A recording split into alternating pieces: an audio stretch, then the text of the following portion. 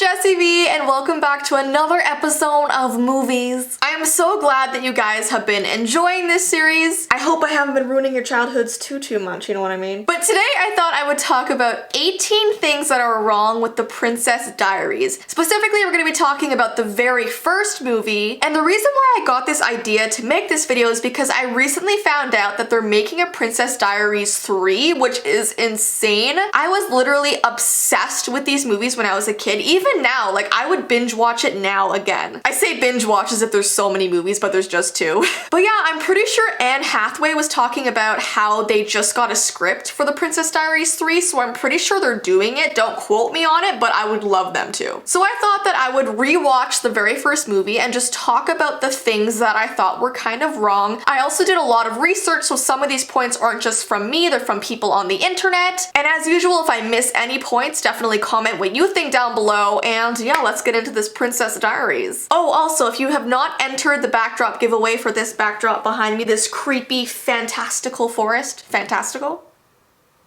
Yeah, that's a word. All you have to do is go subscribe to V Vlogs, just like the last one. The channel link is in my description. And then secondly, all you have to do is go to the video titled A Bulldog Fashion Show and comment your favorite outfit. Very easy, that's all you have to do, and then you're like basically entered, so. Anyways, let's start with the 18 things wrong with Princess Diaries. I really hope that everyone has seen this movie because honestly, it's such a classic. The very first point that everyone is probably wondering is, how does she just not know that she's a princess? It's really bizarre to me that this is such a secret to her, because did she just never know that Genovia existed? And it's weird because her dad's side of the family is literally from Genovia, so wouldn't she have known her father's background and where he was from? Because technically she'd be half Genovian, right? And the other thing I don't get is, how are there not constantly people watching over her? Because think about it, she's supposedly their next ruler, so they probably would want to protect her at all costs. And that brings us to our next point, which is, what is the Genovian accent anyways? While watching the movie, I noticed that so many Genovian people have different accents. For example, their queen has a British accent, but then her son has an American accent, so what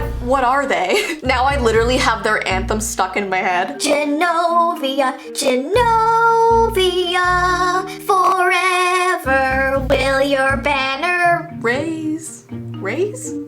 I forgot the end of it. The next point is that I feel like Mia's mom and her grandma have been very unfair to her whole life. In fact, I almost think they're borderline cruel. Just because you want your kid to grow up normally doesn't mean you have to hide where she comes from. Think about it, her grandma has pretty much never seen her granddaughter until she remembers that she's getting older and has to secure her family's position as leader of Genovia. So she leaves Mia in the dark all of these years, and so does her mom, and finally when she's like, wait, I'm getting a little old, I should probably have someone take my place eventually, then she goes to Mia and tries to control her life and completely take it over. When meanwhile she thought she was a normal teenager this whole time. How is it fair to just like drop a bomb on her like that? I'm sorry, I'm getting like really defensive of her, but that's just really unfair, I think. The next point is that, why does Julie Andrews have a huge mansion in San Francisco that nobody knows about? How did Mia not know about this? How did her mom not know about this? I mean, she only plans on being in San Francisco for a few weeks, and not only does she have this huge mansion, but it has all of her belongings, it has a garden, it has tons of memories and photos everywhere. So how did Mia not know about this? It seems like it would have been there forever if she has all of this like furniture and stuff. Just doesn't make any sense to me. It just like came out of nowhere in the movie. The next point is that, why is the beach scandal made out to be such a terrible thing? When I was a kid, I never really got this, because what did she even really do that was bad per se? Basically, she just hung out with the boy, and then she was caught wearing a towel in the middle of changing her clothes. There wasn't alcohol, drugs, or any reason for an entire newscast to be there that night. In fact, I think the newscast totally invaded her space. They were taking pictures of her in a towel while she was changing, not to mention she was 15. It's pretty messed up if you really think about it. This 15-year-old trying to get away from all of these people taking pictures of her. I just don't know why there was like news articles and why her grandma was upset at her. Like, she went on a date and the date went wrong and suddenly everyone's just after her. I think she was put in a bad position. So, Just saying. Once again, I am defending Mia here. The next point that I've always thought of is, isn't it kind of offensive that Mia was forced to have a makeover? Her grandma was basically telling her that she didn't look good enough to be a princess, which is really messed up. And all the power to her if Mia was the one who wanted to do it, but she looked very uncomfortable when she was told she was gonna have a makeover. And they broke her glasses and like hated her hair. I thought her hair was gorgeous, and like I wear glasses. If someone was like, you can't wear these, and broke them, I'd be like, hey, you gotta pay for those because it's expensive. I just don't know what message that gives to girls. Like, you can't be nerdy and be a princess at the same time. Like, the next point is, why did the policeman and the public transportation guy get knighted in the middle of the street? So Mia crashes her car into a trolley car, and then when the Genovian license doesn't work, the queen takes it upon herself to get her unlicensed granddaughter out of this pickle of a situation by declaring the cops knights of the cross street. And she uses just like a stick to do this. Nothing formal. Why would the queen want to show the world that the royal family can just get away with doing illegal things? You'd think she would sort of go with the law, but at the same time, if my grandma did that for me, I'd be like, okay, she's cool, you know? So you can't complain too much. It was just a very confusing scene. Like, why knighted?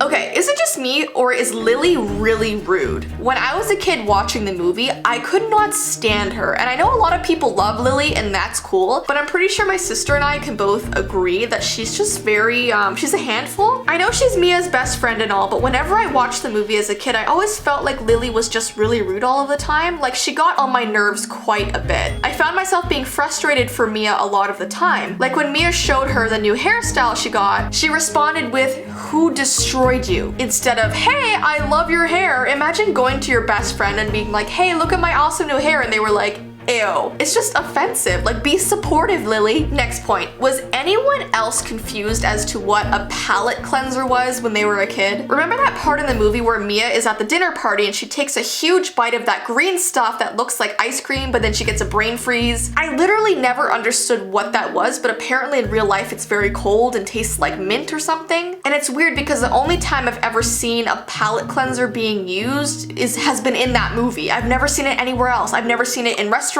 in any other movies, just Princess Diaries. The next point is that how many of you guys knew that Whitney Houston produced the movie? And listen, this is not one of the points that are wrong with the movie. Like, she is so awesome. What's wrong is that I never knew she did. It wasn't until I was watching the opening credits again that I saw it, so I must have completely looked past it as a kid. I don't know, I just thought that was pretty cool. That's like an Easter egg altogether. The next point that I see a lot of people being confused about online is, what are the odds that Lana finds two best friends who are named Anna and Fontana? Like, remember that little thing they do in the movie? Like, I'm Lana, Anna, and Fontana. I was always like, wow, like, you're three best friends with names that rhyme. Like, when does that ever happen? The next point that was also very confusing for me to understand is that Mia's grandmother says that Genovia will cease to exist if she doesn't ascend to the throne. I don't get how a country can just cease to exist. Can't they just find another royal if she refuses to do it? It's not like the whole place will just crumble to the ground. Like, don't they have backup plans and stuff? Like, if my grandma suddenly came to me right now and she was like, hey Jess, you're a princess, come with me, you're gonna go on the throne, I'd be like, hold on, grandma.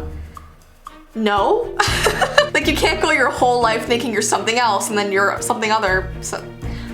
I'm not making any sense, but you know what I mean. The next point is, how did the school allow all of these reporters to be on their property for so long? These reporters are camping out on the school grounds and are basically harassing students and Mia. And think about it, they're high school students, so most of them are underage and don't have their parents' permission to just be on TV. Like, why hasn't the school called the police or gotten rid of them? Like, they're trespassing on their property and they're just cool with it. The next point that I had no idea about until I was researching this online is that Josh named his boat after himself. And it just makes me dislike him more than I already did. Like, he was already full of himself and now his boat is literally named after him. I just don't know why Mia was ever into him. Like, even watching it as a kid, I was like, this guy's gross. I never thought he was cute. I didn't like his mannerisms. Like, no, Mia. Next point, why didn't Mia call a cab to get to the ball? It was literally pouring rain and she knew her hood wouldn't go down. So instead of driving all the way there and basically a hurricane, why didn't she just call call a cab. It would have saved her clothing, it would have saved her wet hair, especially because she had to make a speech in front of tons of people. And like, why was no one with her making sure she got there okay? That part just always confused me. Next point, why did Mia put M&Ms on Michael's pizza? As a pizza lover myself, I really do not appreciate this. She literally like ruined it. Why wouldn't she have written it in pepperonis or something? And I know it's supposed to be like a cute moment, like I'm sorry, but like if you expect me to eat the pizza, don't put chocolate all over it. Like chocolate and cheese? Ew. And the last point that I think confuses a lot of people is, where is Genovia? I was so confused about this that I actually went on Google and tried to find out, and it says that it's supposedly somewhere between France and Italy.